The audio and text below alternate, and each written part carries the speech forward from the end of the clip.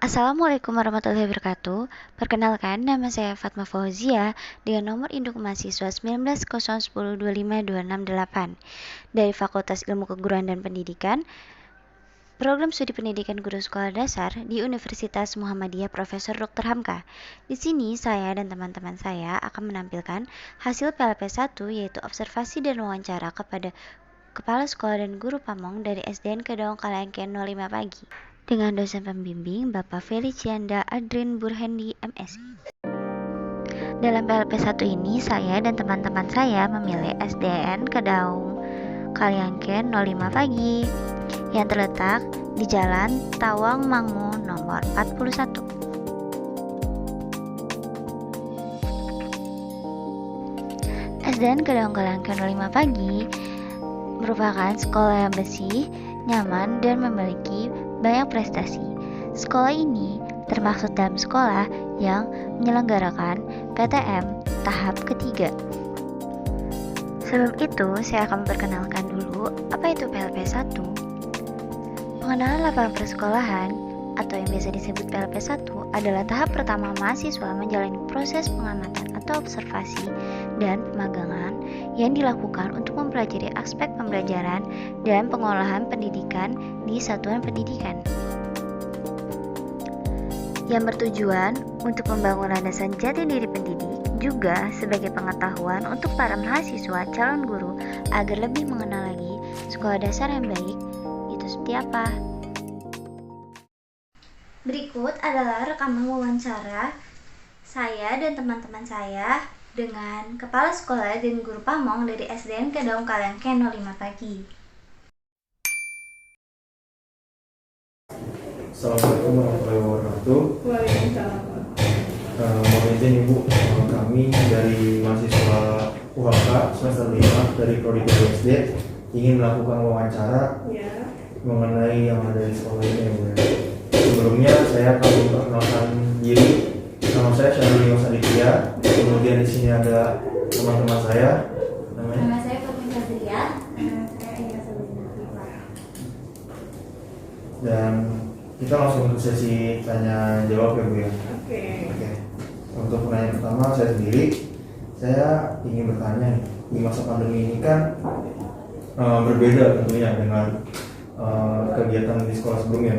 Jadi apakah ada perbedaan kegiatan di sekolah pada masa pandemi dan sebelum pandemi Bu?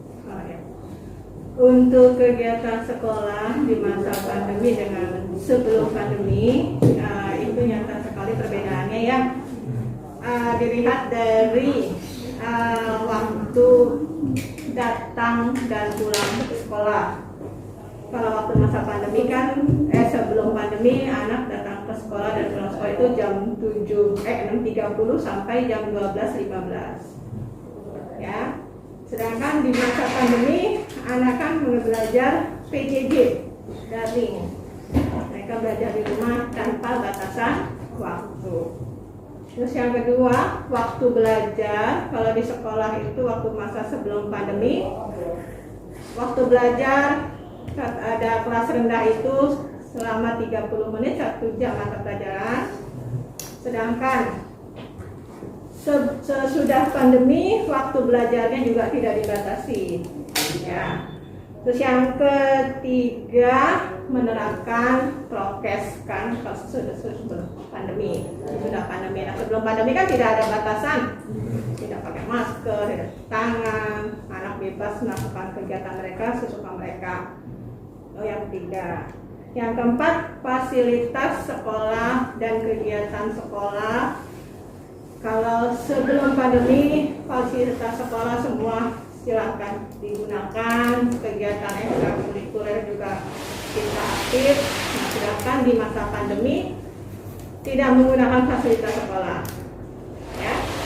Dan kegiatan sekolah juga hanya itu juga daring, kegiatan ekstrakurikuler hanya 3, pramuka, tari, sama silat. Itu pun dilaksanakan secara daring. Itu aja untuk perbedaan antara sebelum dan sesudah. Oke, baik. Sekarang ya Bu, kemudian sih ada perbedaan metode pembelajaran dari sebelum pandemi dan sesudah dan saat ini. Kemudian metode pembelajaran apa yang Ibu terapkan pada saat pandemi tadi? Kalau untuk masa pandemi ini kita menggunakan metode blended learning ya, berdasarkan blended learning. Nah, dengan pencampuran berbagai macam metode, kita bisa menggunakan metode praktek, tapi itu semua secara daring, tidak seluasa kita tatap muka. Ya, dengan blended langkah-langkah, baru serius dengan menggunakan metode latihan bahasa. Kalau di PJJ, kalau PJJ itu ada 3 metode melalui WA group. Yang kedua melalui GCR menggunakan Google Classroom. Untuk mereka yang tidak mempunyai HP Android ya, kita kasih tugas secara manual, kertas tugas. Anak mengambil tugas itu ke sekolah, bisa seminggu sekali tergantung orang tuanya mau minta sekali sehari atau seminggu sekali atau 3 hari sekali. Ambil di sekolah, ambil tugasnya, nanti setor lagi, silakan mau langsung ke sekolah atau melalui Korlas. Kita di sini ada koordinator kelas. Jadi sama waktu pengambilan tugas juga bisa melalui di sekolah atau melalui Korlas. Ada 2 pilihan, mana yang terdekat dengan rumah mereka. Ya, untuk mengumpulkan nilai juga selain tugas yang tidak mempunyai HP Android ya. Sedangkan yang punya HP Android itu laporannya melalui WA group dan GCR. Oke, saya lanjut lagi Bu. Nah, tadi kan mengenai sistematis tugas-tugas sekolah ya. Kemudian apakah ada kendala saat melakukan penilaiannya Bu di saat pembelajaran daring, terutama untuk anak murid yang jarang mengumpulkan tugas, itu bagaimana ya? Untuk pengumpulan yang jarang mengumpulkan tugas, kita sebelum masuk sesi belajar normal, maksudnya belajar serius ya. Jadi waktu pertama kali kan kita kan ada perkenalan. Nah, seminggu kita perkenalan. Nah, pas saat udah mulai masuk kita bikin perjanjian.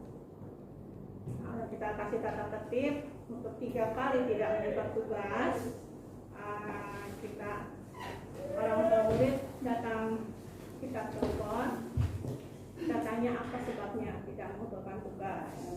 Kalau misalkan dalam 3 kali sudah ditelepon dia tidak ada perbaikan, dengan saya secara luring datang ke rumah.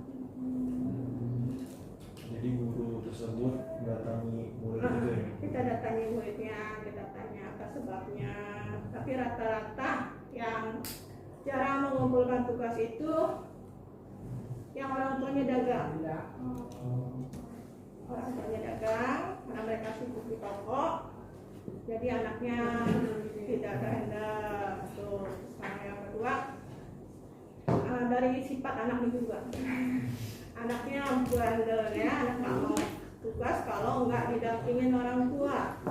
Orang tuanya udah kewalahan, akhirnya angkat tangan. Maaf, Pak, misalnya anaknya nggak mau belajar. Dia maunya kalau sekolah dia mau, tapi kalau nggak sekolah dia nggak mau. Nah, dengan terpaksa ibu waktu itu mengadakan secara berkelompok untuk anak-anak yang jarang mengerjakan tugas yang rumahnya terdekat. Kita kumpul, kita mengadakan pembelajaran secara luring. Tapi yang jarang mengumpulkan tugas. Kalau dengan cara begitu, anak-anak tinggalan materi. Jadi secara pendekatan dengan orang tuanya, mereka juga mau meluangkan waktu. Kita cari tempat, ada 10 orang atau 5 orang untuk kumpul untuk mengerjakan tugas. Ya, selanjutnya Bu, kan sekarang udah itu kalau di kelas itu sistem pembelajarannya sekarang itu mau tugas 5 soal. Yuk siapkan pensil, bukunya. Kemudian nomor 1 sudah secara bersama itu melalui Meet. Tapi yang ketiga ibu menggunakan video call. video call 4 orang atau 5 orang tergantung panggungnya ya HP mereka. Kalau masuk 6 orang ya 6 orang.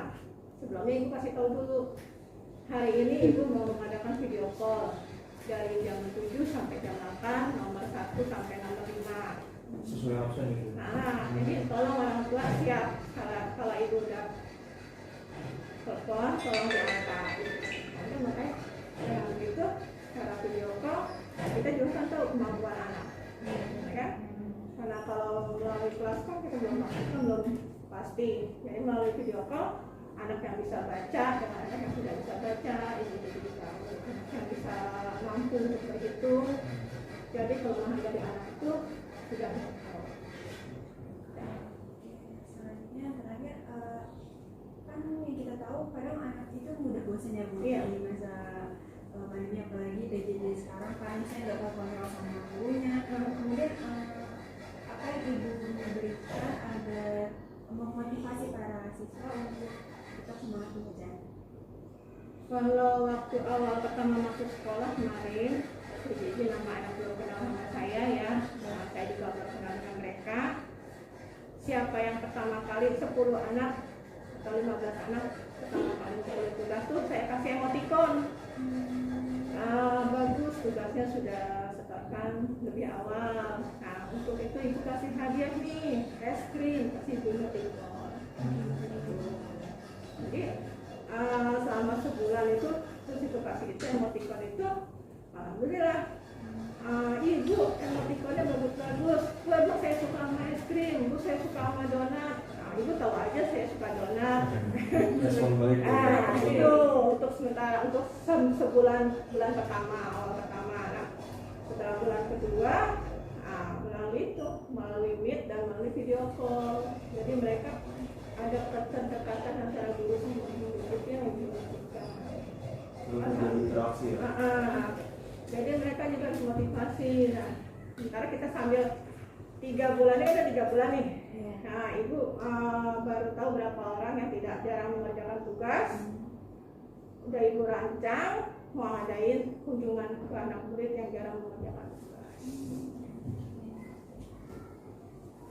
Tapi untuk pembelajaran tatap muka ini, menurut Ibu kan pasti kan ada kaget ya anak-anak di PJJ terus tiba-tiba tatap muka lagi. Pas waktu ketemu menurut Ibu apa ada penurunan belajar atau malah lebih bagus gitu? Justru mereka dengan tatap muka mereka jadi lebih enak, lebih semangat. Jadi kata orang tua sih, Bu, kalau giliran PTM mereka pada bangun pagi karena mau sekolah, semangat pengen ketemu sama guru sama teman-teman. Tapi kalau giliran PJJ online bangunnya kalau nggak dibangunin nggak bangun. Siang mulu ya. Itu kan mereka lebih semangat sekolah walaupun hanya 2 jam, tapi mereka jadi tahu oh ini loh teman saya. Waktu 2 minggu pertama anak nggak gerak sama sekali dari bangkunya, duduk manis begini karena masih kaget, jadi kaget, masih takut sama gurunya. Makanya sama kita juga, kamu jangan kaku, jangan diem begitu aja. Kamu ekspresi, kamu mau jalan boleh, tapi jangan terus-terusan. Mau ngobrol sama temen boleh, tapi dari jauh aja, dari bangkunya aja ngobrol, jangan diem. Jadi ayo mulai dulu.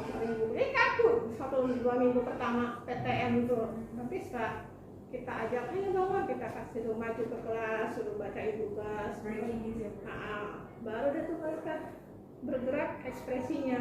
2 minggu pertama tuh nggak ada ekspresi sama sekali.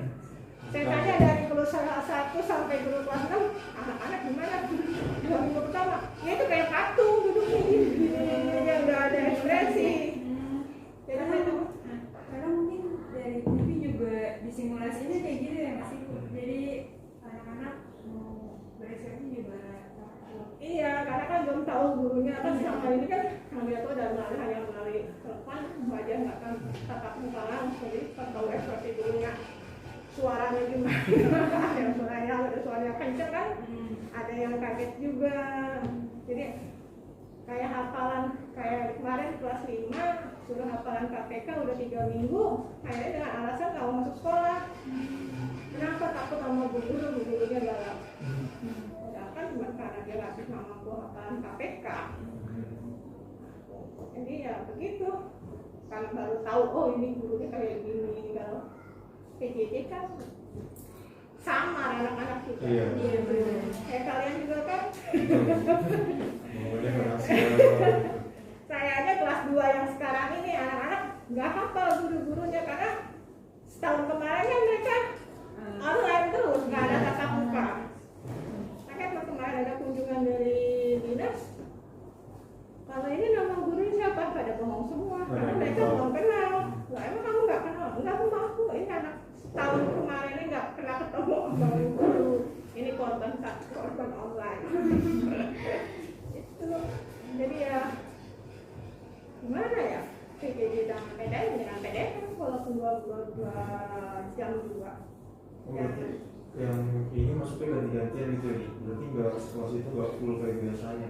Enggak, jadi 15 nomor 1 sampai 15 absen itu masuk pagi, absen berikutnya masuk siang dengan kelas yang berbeda.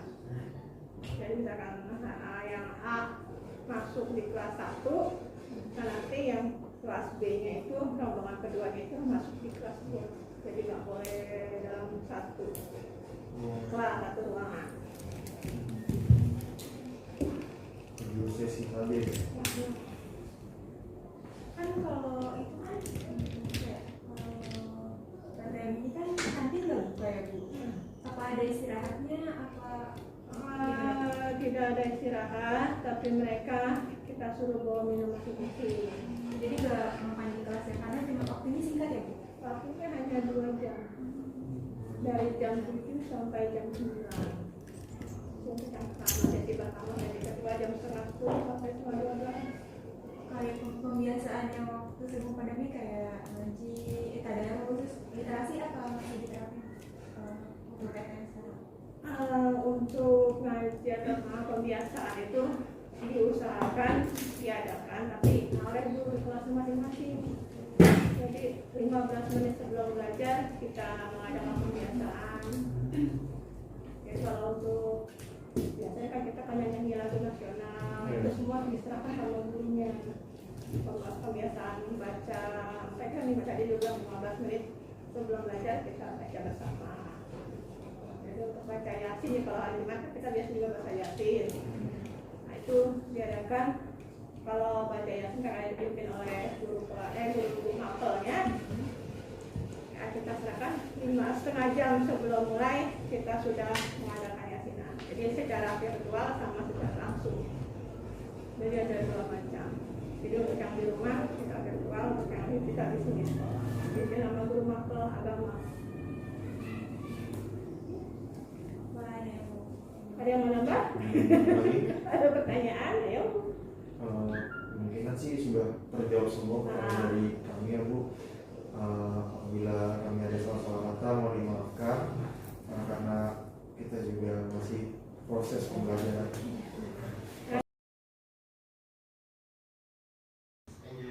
Iya, telepon aja, seriusan saya. Assalamualaikum warahmatullahi wabarakatuh. Waalaikumsalam warahmatullahi wabarakatuh. Perkenalkan, kami dari mahasiswa UMK ingin wawancarai kepala sekolah dari SDN 05 Kedaung. Sebelumnya perkenalkan kami satu persatu kami perkenalkan, nama saya Bapak Abdul Hafiz. Nama saya Fatma Fauziah. Nama saya Rina. Mungkin kita lanjut tadi ya Pak. Iya, silakan. Kan di masa pandemi seperti ini Pak, pertanyaan itu apakah ada perbedaan nih Pak kegiatan sekolah pada masa pandemi dan sebelum pandemi Pak? Iya. Ya sangat berbeda dan dikatakan tadi ada banyak sekali perubahan ya antara masa pandemi dan ketika normal ya. Nah, saat normal ya kita belajar ya pertama dari pagi jam 8 sampai jam 12 lewat. Nah itu juga kan dengan keadaan tatap muka ya, langsung kita bertemu antara siswa dengan guru ya, dan seterusnya. Kemudian dari segi ininya lagi kita ya mungkin fan bebas, artinya ya kita nggak bermasker seperti sekarang ini ya kan, anak-anak juga tidak ya, mereka juga bisa bermain bebas ya kan ya, seperti yang dialami aja.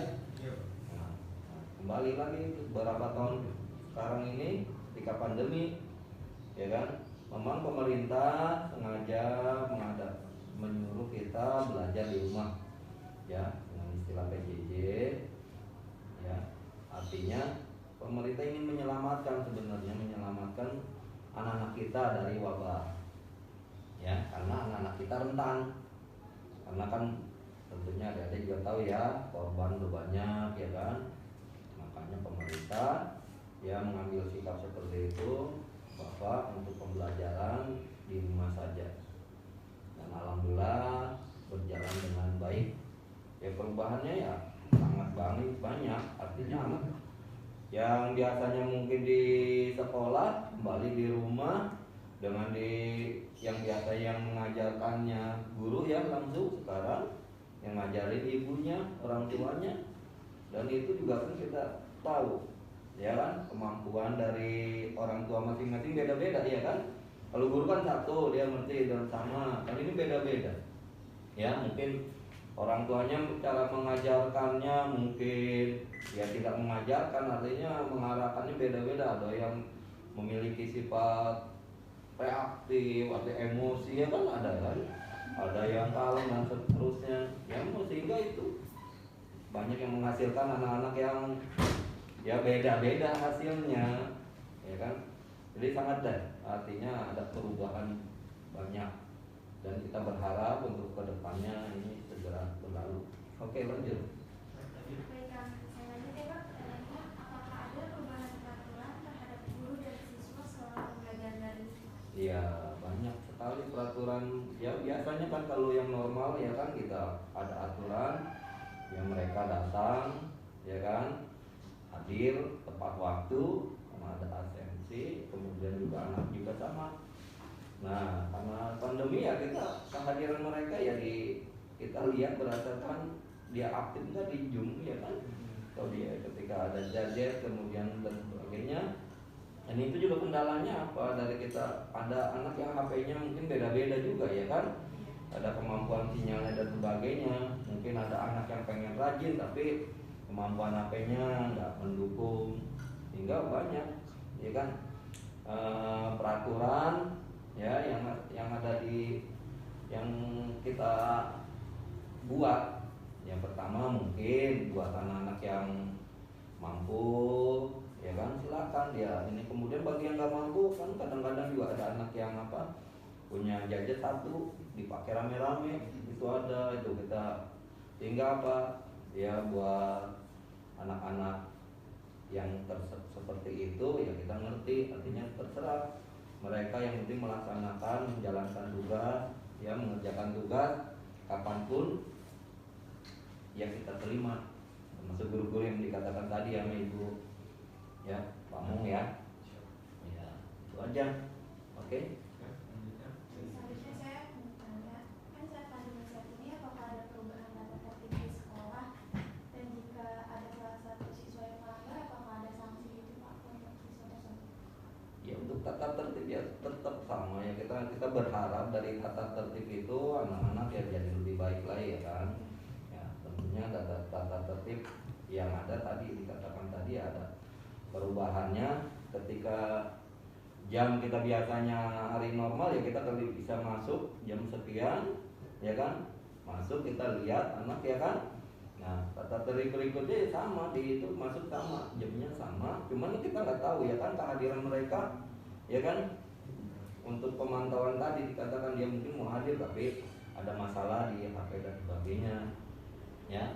Jadi untuk anak yang tadi yang mungkin yang melanggar dan sebagainya, sebenarnya nggak melanggar, arti mungkin dia tadi mungkin ada yang rusak dan sebagainya ya kita tetap memberikan sanksi. Pertama kita kalau beberapa kali dia nggak hadir, kita pertanyakan kemana. Ya biasa kan guru-guru tersebut kan, guru-guru wali kelas itu menanyakan, udah 3 hari dia nggak masuk, apa sakit atau apa. Ya ada komunikasi dengan, biasanya ada komite kelas juga nanyakan, mungkin yang rumahnya terdekat ya kan, siapa, kenapa, biasanya gitu kita dapat kabar. Nah untuk sanksinya gimana kalau emang dia malas dan sebagainya, ya bisa aja, karena padahal mah dia ada, tapi cuma penyakit M aja, males. Ya buat adik-adik juga nanti hati-hati nih kalau udah nulis skripsi bisa penyakit M, hati-hati ya. Penyakit M itu yang sering ditanyakan dosen, apa, males bener nanti. Ya tuh anak-anak kita juga sama, males ya. Artinya apa, ya bisa aja kita kasih peringatan, panggil orang tua dan seterusnya. Kalau nanti nilainya nggak memadai, absennya ini, ya mungkin bisa aja dia tidak naik kelas, ya kan. Kita bukan karena pandemi terus udah naik aja tuh, nanti anak-anak kita malah dia enak amat pandemi, yang belum pandemi terus dia kan pada begitu berpikirnya, nanti balik dia merasa nyaman. Makanya kita tetap walaupun pandemi kita tetap ngasih tugas ya sesuai dengan aturan. Kalau dia nggak ngirim nilai untuk dinilai, sekarang kayak PTN, dia nggak ikut PTN, kosong nilainya.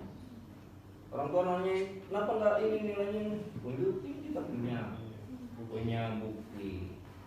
Oke? Ya, lanjutnya. Sanksi saya, kalau sebelum pandemi ini kan ada upacara ya, terus ada upacara di hari bisa juga. Nah kalau sekarang pas pandemi itu ada nggak sih Pak upacaranya? Nah untuk SD yang saya tahu ini umumnya nggak ada kita.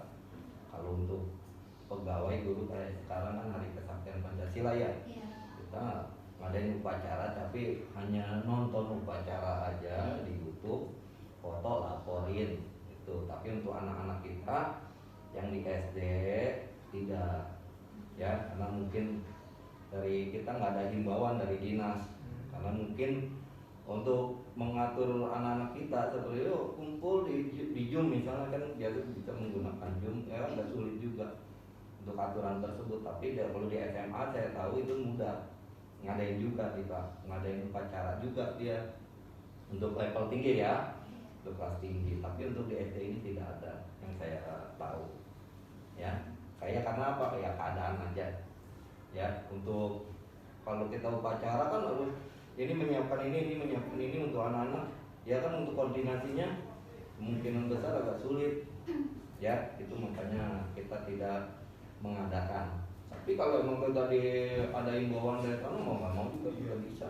Tapi karena nggak ada himbauan juga untuk melaksanakan, ya nggak apa-apa. Tapi kita cuma mengimbau anak-anak ketika misalnya kayak 17 Agustus itu wajib menonton upacara ya, walaupun nggak ikut upacara, nonton upacara 17 Agustus ya jam 10 itu aja. Oke? Lagi. Selanjutnya Pak, apakah ada kegiatan ekstra kurikuler saat pandemi ini masih berjalan? Ya kalau ekstra ada, ekstra kurikuler, tapi yang sifatnya Zoom, diantaranya pramuka ya, karena pramuka itu ekstra kurikuler wajib itu ada. Jadi kita tiap hari Rabu ya, siswa-siswi yang anggota pramuka, semuanya anggota tapi kan ada yang ini ya aktif ya. Nah itu ada kakak pembinanya, itu membagikan link Zoom, kemudian dia mengadakan satu kegiatan di Zoom, mereka mengikuti sama seperti ngajar biasa aja. Termasuk yang saya tahu itu untuk pramuka, jadi tetap ada. Tapi untuk ekstrakurikuler yang lain ya banyak yang ditiadakan kalau memang sulit gitu ya. Di antaranya mungkin futsal, ya kan nggak mungkin ya kita ngadain ya cuma nonton doang ya kan.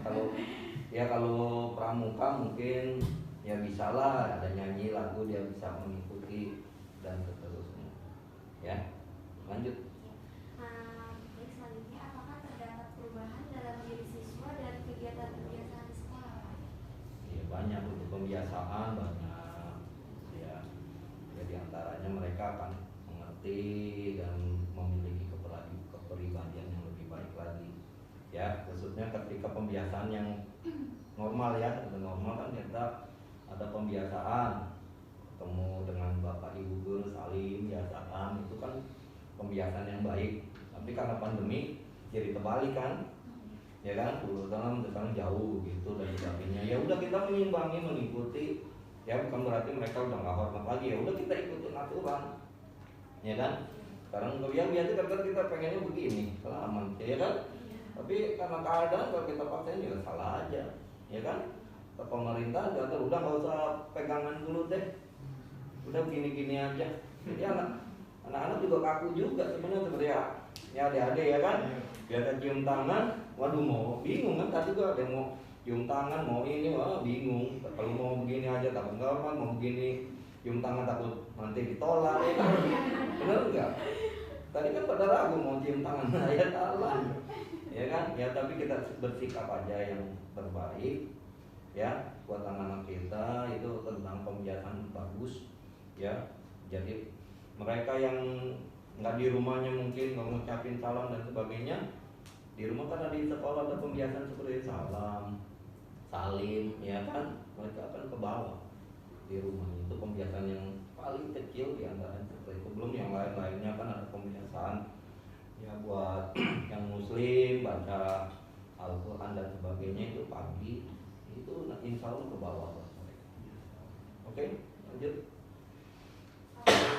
Apakah struktur organisasi dan tata kerja dari sekolah akan mempengaruhi karakter siswa? Iya, ada juga. Ya sebenarnya struktur ya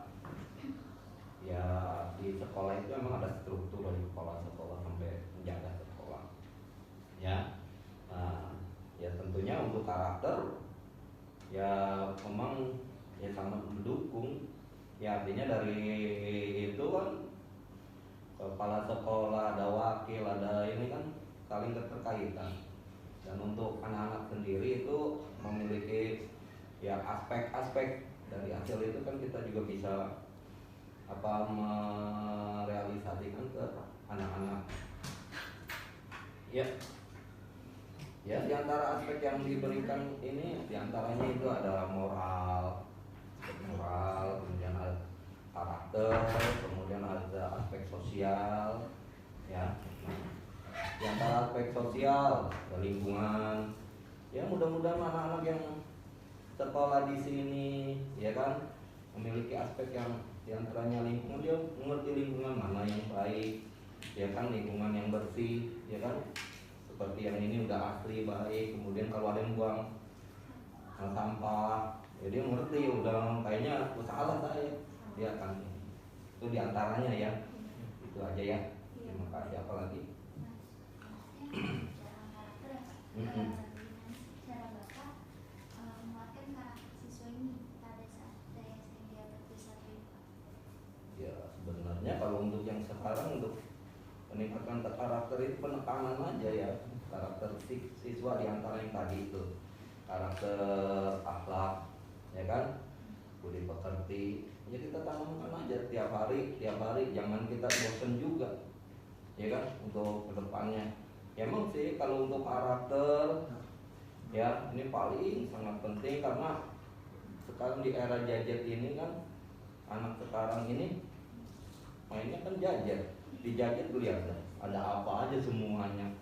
Ya itu jadi karakter anak-anak kadang-kadang ya itu karakter gadget. Kalau dia karakter di gadgetnya bagus ya mungkin jadi bagus, tapi umumnya ya kan lihat kita lihat ya punya anak-anak yang mainnya gadget, mainnya ML ya, iya, wow, udah segala macam ngomong ya kan, bahasanya bahasa apa itu.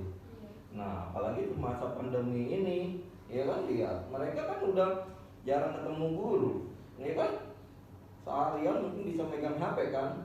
Kalau nggak pandemi kan masih kontrol ya, berangkat jam 6 pulang, udah sore udah lupa tuh berapa menit kan. Berapa jam kan, kalau sekarang megang itu yang saya perhatiin, wah ngomongnya kasar ya kan, ya itu diantaranya. Nah insya Allah dari sekolah itu akan membendung itu, merapikan itu, ya, biar karakter-karakter yang ada di Jajet yang nggak bagus jadi lebih bagus lagi. Tuh bener, terus terang prihatin, mungkin ya ngalamin juga kan ya. Jadi Jajet itu ya banyak lah hal-hal yang kalau kita mau jadi bagus anak kita ya mungkin dilihat jadi ini, tapi jarang kayaknya ya anak kita suruh maunya nih baca ini yang ada di Jajet yang bagus-bagus, maunya sekarang kan lagi ngetren game kan, bahasa game kayak gimana coba ya kan. Emang dari segi sosialnya juga di masa pandemi jadi berkurang tadi karakternya itu. Kenapa? Ya orang banyakkan sendiri anak kita. Ya anak-anak kan nggak jarang kumpul kan sama temennya kan. Dia bisa di kamar sendiri. Ya main Jajet asik, walaupun mungkin dia ngadu ya mau ini, wah teriak-teriak doang sendiri. Beda dengan ketika ya nanti udah masa normal kembali, mereka ada sosialnya lebih bagus lagi, ya kan? Nah untuk yang tadi apa tadi pertanyaannya? Bagaimana cara Bapak menguatkan siswa pada rasa percaya diri? Nah itu untuk penguatan tadi kita ya, karakter siswa yang ada ya, terus kita tingkatkan, dan kita enggak cuma sekali aja, itu tiap hari dengan adanya pembiasaan.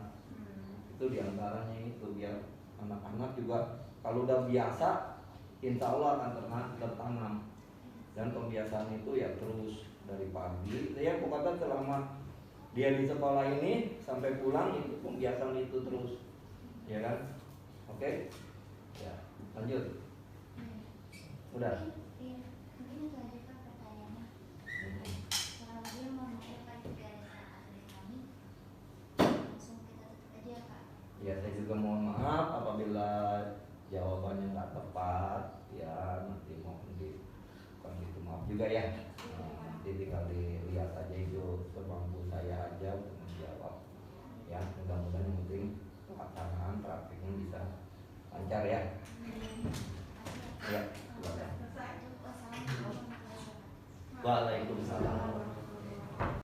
Baik, itu tadi video hasil PLP 1, yaitu observasi dan wawancara kepada kepala sekolah dan guru pamong dari SDN Kadaung Kalangke 05 pagi.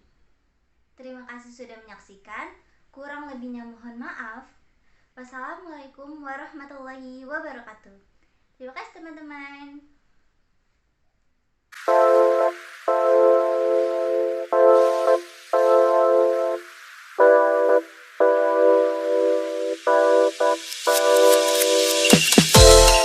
Halo teman-teman, jangan lupa like, comment, subscribe.